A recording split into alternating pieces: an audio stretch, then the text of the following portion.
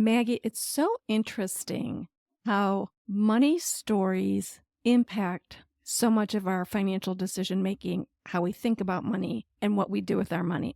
And it's interesting because the more and more that we've grown with purse strings, we've heard this over and over again. And it challenges us to just before we even think about investing or money or savings, to really stop and reflect about how do we feel about money. I was raised in a way different generation than you were. And of course, me being one of 13 children, I was raised in a household where money was scarce. Sure, we did go to private school, believe it or not, and we had food on the table, but everybody worked.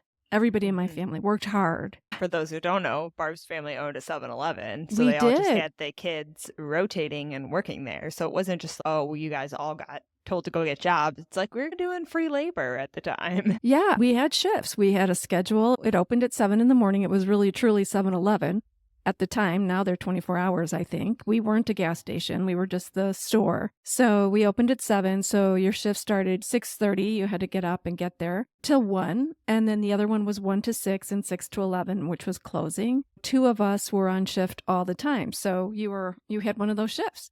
And then while we were in school, you had a shift after school. You had to come in, and if you weren't at the register, you had to face shelves or clean or whatever. It was always something. So I think my money story resides a lot around constantly working and making sure you have enough.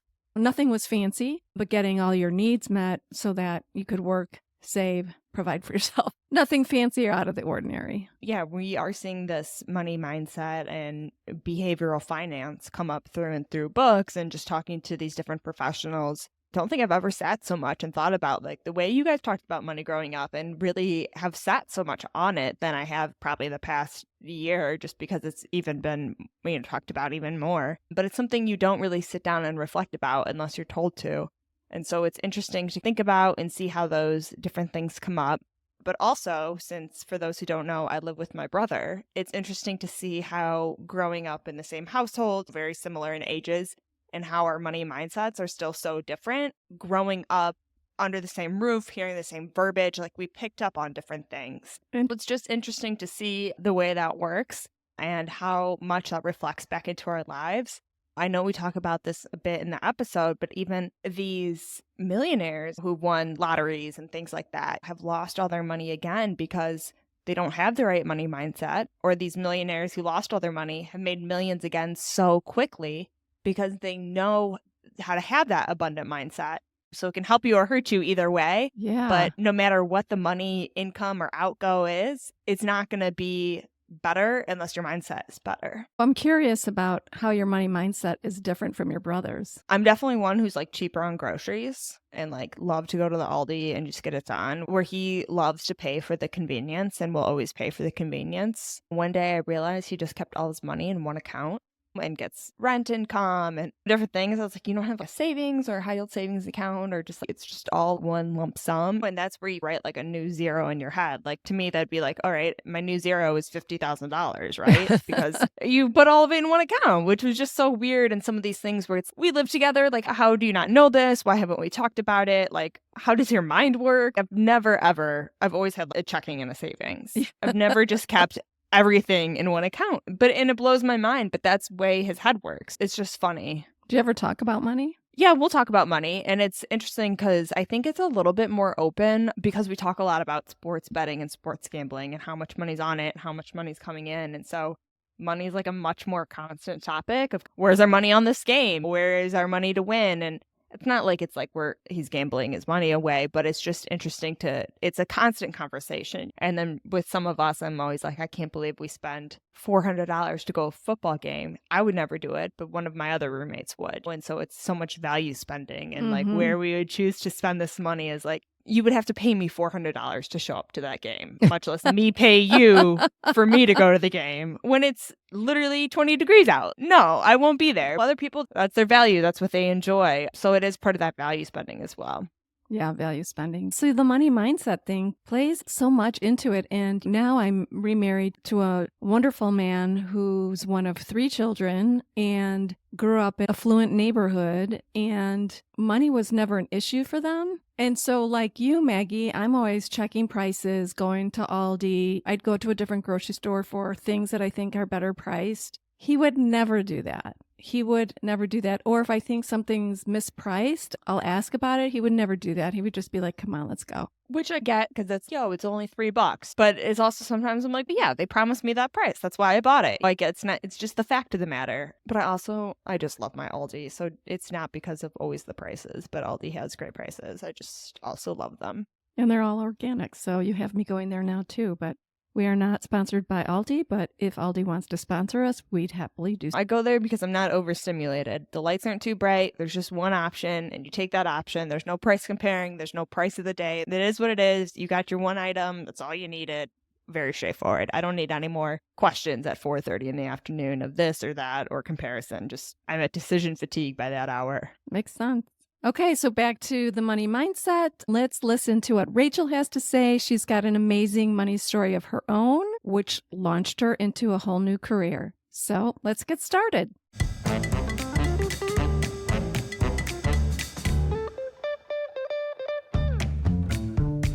Gloria Steinem once said, "We will never solve the feminization of power until we solve the masculinity of wealth." Barbara Provost and Maggie Nielsen are the team at Purse Strings that will help you navigate the ins and outs of financial independence so that you can be financially fearless. This is Women in Money, the shit we don't talk about. Today, we have an amazing guest, Rachel, on our podcast, and we are excited to dive into her story about being a financial wellness coach and all of the things she has overcome as well. Rachel, we're so excited to have you here today. Before we dive in, can you share with the audience a bit about who you are and what you do? Yeah, sure. Thanks for having me. I'm really excited. As you said, my name is Rachel Durci, and I am a financial wellness coach. My business is Effortless Budgeting. I really focus on working with couples, but can work with anybody. Just like helping folks feel more comfortable and confident with their finances, money mindset, getting organization together, and being realistic and honest about where our finances are. Wonderful. What led you to this work? Why this work and why couples? Yeah, short story of my money story because it's longer, but I grew up quite poor, didn't really have a lot. I watched my mom struggle a lot, and I just grew up thinking I need to live in a different manner. Like, I don't want to grow up and be stressed about money. And so I taught myself a lot of stuff. I became very interested in credit scores and reports and budgeting and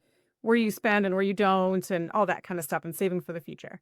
And so I taught myself a lot because I wanted to make sure I was living in a less stressful environment. And then I got to graduating from college and was like, oh my gosh, I have to pay back so many loans. And I got very stressed out about it. And what happened was I had learned a lot of the practical stuff, but I didn't learn any of the money mindset stuff. And so for 3.5 years, I did not enjoy my life. I did not do anything. I did not spend any money because I was panicking over paying back my student loans. I did. I paid them back, but was it worth it? And then years and years go by, and now I'm in my early 30s, and I have friends saying, why are you so worried about spending money? Don't you have money? And I had plenty of money in the bank. If you just looked at like just the facts, it looked like I was in a decent position, but my money mindset was still really bad. And so I knew what I was doing, but I didn't recognize like how I was still stressed. So the thing is, I didn't want to be stressed like my mom, and I ended up just being super stressed about money. And so I just deep dive, therapy, all that kind of stuff to try to figure out like why I'm responding the way I am. And of course, it all went back to my childhood.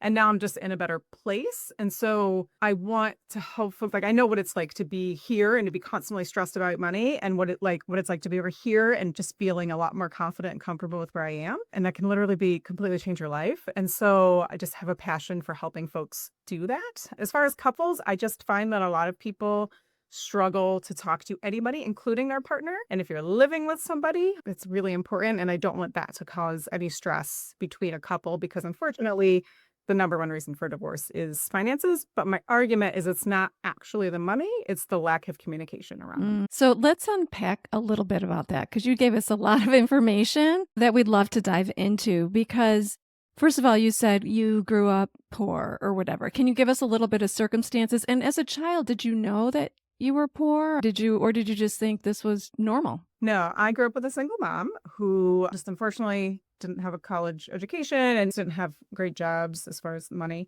And I very much knew I was poor. I wasn't able to do a lot of the things that my friends were doing. I wanted to go to the movies and just go do all these other things. And my mom did a great job. This is nothing negative on her, but this was her reality. And so I had to not do a lot of the things that I wanted to do that I saw my friends doing. So yes, it was very obvious that I was in a lower financial place than a lot of my friends were. I qualified for free lunch at school, which was just for me. And I wish it wasn't like this. It was very embarrassing. And so we worked it out where I didn't have to do that. So I definitely knew that I was, and it was just circumstances. So you had some pretty loud money messages that told you your circumstances and where you were at. Yeah. And I also had, again, a single parent who was struggling. So she also taught me to be anxious about money, right? Without actually saying that. But her actions were, you don't spend any money and you do save every penny you have and you do panic when something comes up, because that was the life. So without those words being taught to me, I was definitely taught to never spend money and always save money. And so I was very panicky as I got older and I had my own money about spending it. Yeah, it's so interesting how much what you learned when you're a kid and how money was talked about really plays out. And even though you said at one point all your finances on a piece of paper, they look really good, but there is that point where your mindset still doesn't match up. And so you don't feel that success, or no money will ever really be enough until you take care of that mental state. And so how did you shift your mindset from fear and anxiety to this empowerment? And how can our listeners do the same?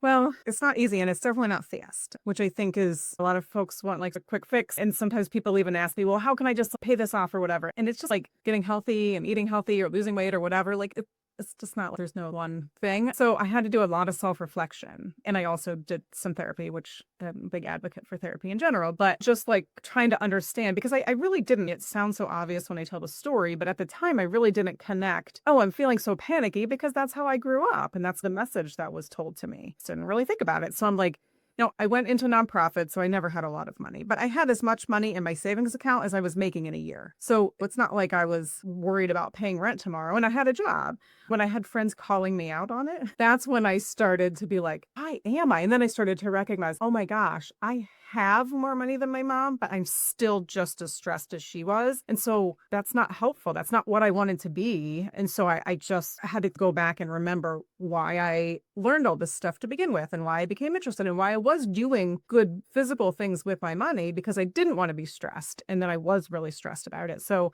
just a lot of self-reflection and a good therapist. So what were your friends calling you out on? They have observed something in you before you did. Yeah, this is like embarrassing, but you know what? We all have to tell our money stories, and I am a huge advocate for that. Whenever I would go out with my friends, I would order an appetizer and water because I did not want to spend any money on the whole meal or any drinks, soda, like whatever it was. And sometimes it would be like, is that all you're eating? Or you don't want a beer or whatever. And I would be like, oh, I can't spend the money. And then it was many times of me doing that. But I was always very open about money too. Like my friends and family has always asked me for advice about like how to pay off debt and how to just get organized and how to create a budget and all that kind of stuff. So I've always been very open about money. So they knew I had money in the bank and I had a job and I didn't have any debt. They're all paying back their student loans still. And so, yeah, they just started asking me like, why can't you just order a friggin' hamburger? What is going on? And of course I would just say, I just don't want to spend the money. And they'd be like, but don't you have it? And my response would be like, well, yeah, but that's not to spend. I'm not supposed to enjoy myself. Right, exactly. What's it for? And I just had to stop and think, I don't actually know. It's just for security. That's what it's for, because I was taught that your money could just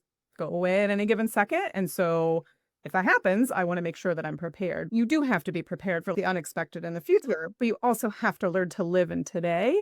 And I wasn't doing both of those things.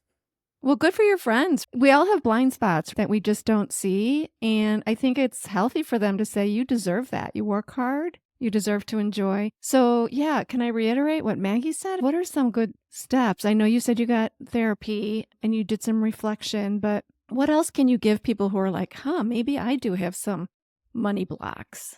So I do recommend money mindset before you make goals or start your budget or whatever else. That is the most important thing. So People think like actions create success, but what is causing you to act? It's your thoughts. And so if your thoughts aren't there, you're not going to have the right actions, or you'll have the right actions for a week or two or three, like a New Year's resolution, and then you'll lose some steam. So a lot of people just want to dive right in. Okay, I want to save this amount, or I want to pay off this much debt. How do I do it? Well, we got to take a step back. And so my first session that I have with my clients is going back to your childhood and looking at how you grew up around money. So I think that's really a good first step, is just like looking back and what was I taught about money? And again, it doesn't have to be something you were physically told, but what did you learn about money growing up? What was your perception of money? How did your parents handle money? Did they argue about money together? Or was it never talked about? And so you've literally never learned anything at all. I think learning some poor habits is the same as learning nothing, right? It's not great. And so reflecting back,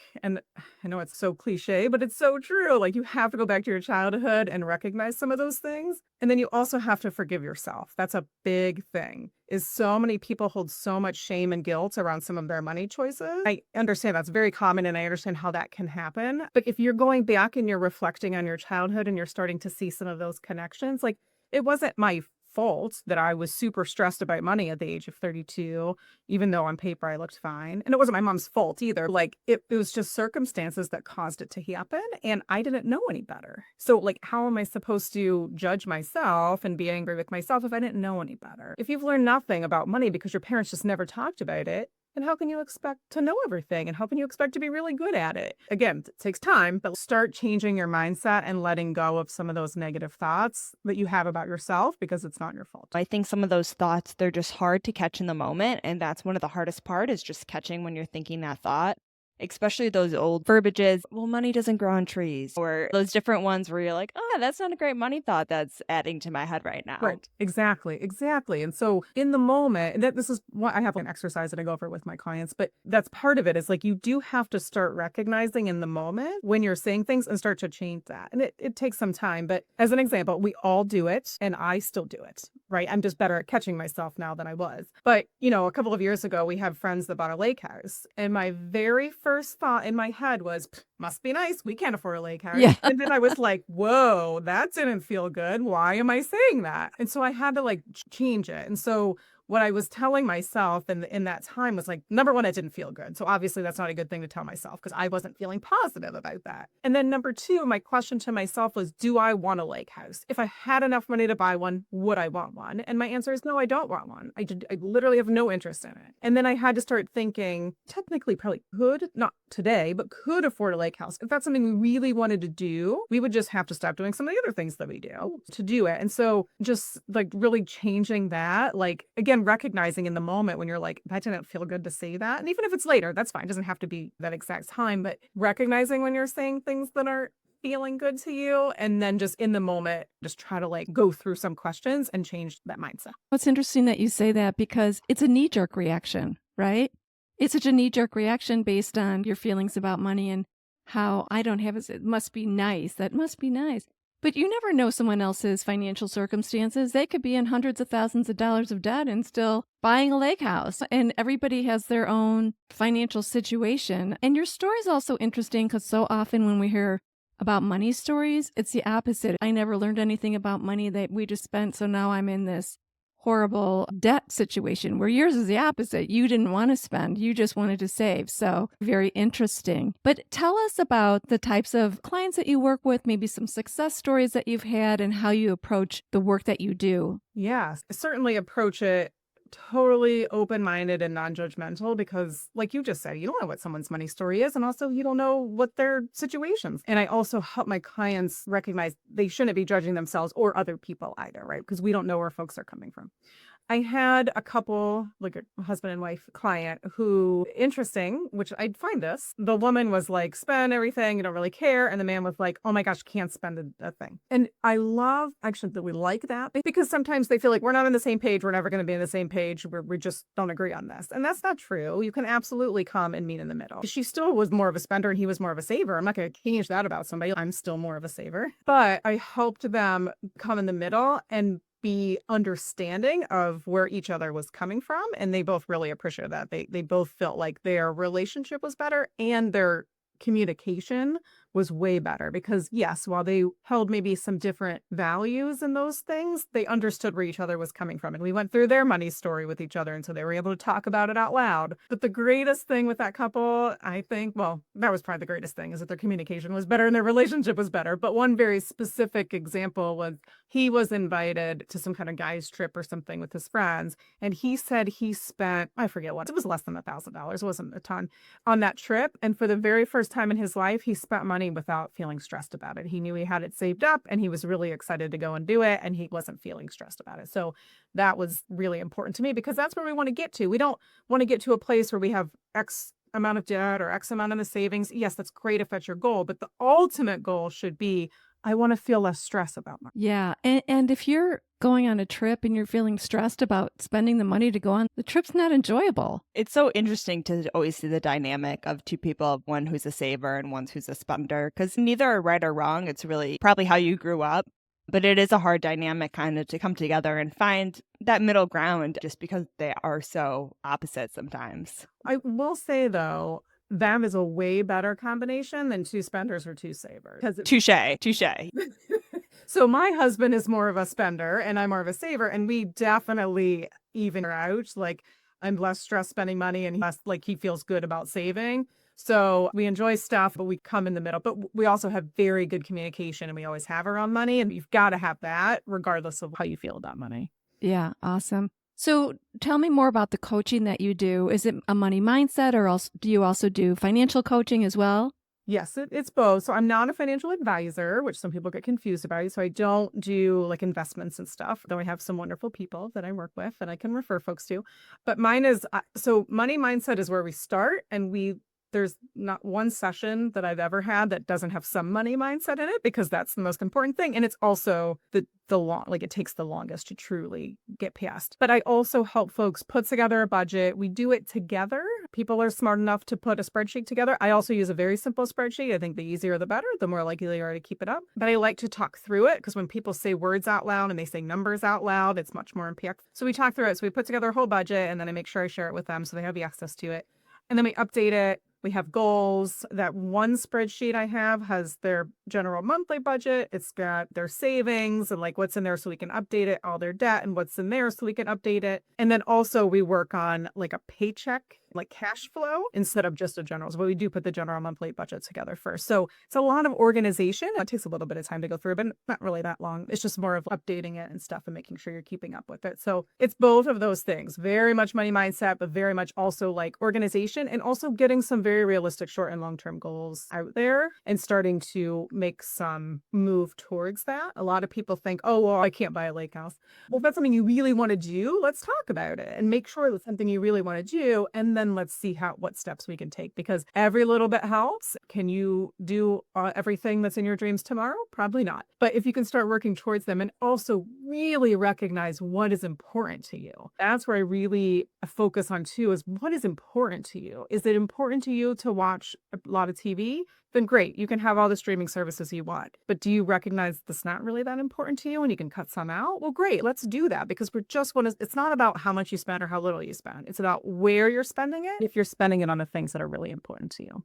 There's always somewhere you can spend money. So you have to find what's important to you, because there's always an outlet it could go to. I never run short of things that I could spend money on, lake house trips, TV subscriptions, whatever it is. So it's just figuring out which one aligns with me and where I want to be. I do want to go back to one thing you said earlier, was that you had student loans and you worked really hard to pay them off, and you did, which is a big conversation these days. Can you give us a few strategies on what you did to get them paid off? I wouldn't listen to me because I did nothing. I didn't leave my house. I just worked. So I literally did not spend one penny that I didn't have to spend. And I paid them off in 3.5 years. So I'm not saying to pay your student loans off, that's what you have to do. To pay them off in 3.5 years, you might have to do that. So in student loans, here's the thing, where so many people are very focused on student loans. And I get it, because oftentimes it's a really big number. But if you also have credit card debt, you shouldn't really be focusing on your student loans. Usually the interest is much lower, and unfortunately the amount is much higher. So it's going to take you some time to do that. And also because the interest rate is lower, some of these credit cards now are 35% interest. And if you have a 6 or 7% on your student loans, you want to focus on the credit card. And then you also want to focus on not only getting that higher interest paid off, but then also the healthy money habits to set more aside, then you can start focusing on your student loans. Got it. And then do you work with people on a monthly basis? Do you have a 6-month program? How does it work? So it's a little flexible. I do require my clients, if they purchase a package, to at least meet with me monthly. But my recommendation is when you first start meeting with me to do it every other week. And then usually everyone's different. So I can just say usually, but 4 or 5 sessions. And then folks start to go back to monthly. I do have a larger program for folks that really want to do every other week, and it's just for couples, and it's 10 sessions. So it's about 6 months, and they do every other week with me for the full 10 sessions. But my goal is always to work with people at least monthly until they're feeling more comfortable, and then start stepping back and have my clients end up meeting with me only quarterly. It's not a recommendation to just be like, okay, I'm good, I'm never going to see you again. But, at least if you just have a quarterly check-in. Yeah, I always find it's great to have that resource to turn to when something unexpected comes, good or bad, because it always will. And so how to either best utilize the money that came in or the change in situation and kind of regroup and regather. It's always great to have that one source who already knows your situation. It's like going to the doctor that you already are familiar with, so they know your baseline and what you're working with without starting over right at that point. Right. Yep. And you make a good point too, is sometimes there's an influx of money. And I have known many people, including clients, who have gotten some kind of bonus or tax refund or something. And then a month or two later, they're like, I don't really know what I spent it on. I just know it's gone. And so I help folks with that too. Is actually one tab on my spreadsheet that is just for that type of thing. Now, not everybody has that, but if you have that, you know that you're getting a tax refund, or you know that you're getting some type of, I don't know, or, money coming in from somewhere. You want to pre-plan where you're spending it, because you don't want it to just flow in with the rest of your spending and then you didn't enjoy it. Where do you really want that money to go? You want to put your savings, whatever. And so if you pre-plan something, you're much more likely to actually stick with it, as opposed to just you getting it and you being like, oh, sweet, $1,000. And then before you know it, it's gone. Wishing everybody some unknown influx Yes. of money coming their way in 2025. And here's the thing. I don't have the statistics in front of me, which I should have, but some insane amount of lottery winners are completely broke in just a few years. So an influx of money is not really helpful. And that's, a lot of people are like, oh, I just need to make more money. And my response is, number one, lie. Oh, I just want more. No, lie. Because what does that mean? What does more mean? And have you really looked into your finances to really see if that's the issue? Of course, we all would like to make more money, but we need to know why we want to and what we want to do with that money. So the last question we like to wrap up with is, what does financial freedom mean to you? Yes, it means not feeling stressed. I know that's a simple answer, but for me, very personally, it means having enough money in my savings account that if something happens, it's covered. But that's not for everybody. So it's important to remember, they say you should have X amount in your savings. I was like, great. If you want to follow all that, wonderful. But you need to make sure you're doing what makes you comfortable and what makes you feel less stress. And so it's just about stress. Am I feeling stressed about money or not? Whether I'm spending it or not spending it, how are you feeling? And so for me, financial freedom means I no longer sit around and worry about my money all the time. As a crappy example, I just got into a car accident and it was totally my fault. I had to buy a new car and my car was not old and I'm still mentally struggling with it. And it sucked and I didn't want to buy a new car, but we had the money to be able to handle it. And so the stress wasn't about money. The stress was about, I love my car. I can't believe it was gone. I also got a ticket. I'm like, I made a mistake. But the stress wasn't money. I didn't want to spend my money on that, right? But we had money set aside for those types of emergencies. And so what is stressing you out about money? Like being very honest about that and helping to fix that concern will bring you some financial freedom. Yeah, well, accidents happen, life happens. Like we say, it's not if it's going to happen, it's when, and you were fully prepared. So kudos to you. Yeah, not being stressed is an excellent way to define financial freedom. So good for you. That's fantastic. I think that definition is so great, as we hear so many women almost waking up in the middle of the night or can't fall asleep being stressed about these finances. And so if you don't have those worries and those anxieties, it's a full night's rest, which is priceless, right? And so just not wasting your energy and your thoughts in that area can just be so relieving as well. And I'm calling out some women on this because I see this more often with women, but at the beginning it can be hard, right? It can be challenging, Because what happens is we have to be very honest with ourselves, which is not always, not that men are great at it. I'm not saying that, but I just see more women saying things like, oh, I mean, I get my nails done, but that's not a big deal. I don't do it very often, or it's fine. Or, oh, I have to take care of my kids. I'm a miserable person and I don't ever buy anything for myself. I have to take care of my kids. Like, but not being honest with yourself about what do you need though? And also what do you want to provide for your kids? There's a lot of that too, is do you want to provide your kids with a lot of stuff? Or do you want to provide them with some healthy money habits? So I see that a lot with women, but also getting off topic. It's just like the being honest with yourself and also being honest with other people. I find that challenging for a lot of women for some reason to just be comfortable talking about money with their friends or be comfortable talking talking about money to their family. That's also a big thing. And I get that can be very stressful and a lot of anxiety at the beginning. But the more you do it, the easier it will be. And it's just like anything. If you ignore it, it's not going away. Yeah, you got to get in your reps. You got to continue the conversation. And I know before people thought it was rude to talk about, but we're not asking what's your paycheck and let's analyze it, but just more of these general conversations, making it less taboo. That's why we're all here talking about this shit, to keep the conversation going. Yeah, because the thing is, we all have money. We all want money. We all need money. It's just the fact of the world. And so why not talk about it? Yeah, definitely. Well, thank you, Rachel, for coming on today and sharing your expertise with our community. We're definitely going to have links to all your information if people want to work with you in the show notes so people can stay connected. And until then, for all our listeners, be financially fearless. Go out there and take some action, have these great conversations. And I know just all these little steps will really move us forward. Thank you for coming on today, Rachel, and we'll talk to everyone soon. Until then, be financially fearless. You've been listening to Women in Money, the shit we don't talk about. Now it's time to take what you've learned and make bold moves towards financial independence. Stay in the know by joining our newsletter for exclusive tools, resources, and updates that keep you financially fearless. Head to pursestrings.co and sign up today. Need a financial professional who gets it? Turn to PurseStrings' curated directory, your go-to resource for financial experts who know how to put you first.